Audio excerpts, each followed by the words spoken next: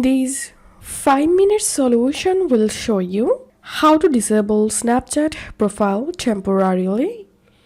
To disable Snapchat profile, you have to deactivate your profile. Now let's see how you can do it.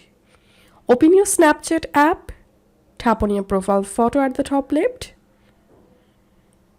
tap on settings at the top right, scroll down and tap on I need help, tap on this search box and tap on delete my account. Don't worry, we are not deleting our account. Just follow me to deactivate your account. Now tap on accounts portal, tap on delete my account, enter your Snapchat account password and tap on continue. Your account will be deactivated, which means friends won't be able to contact you on Snapchat. After 30 days, your account will be deleted.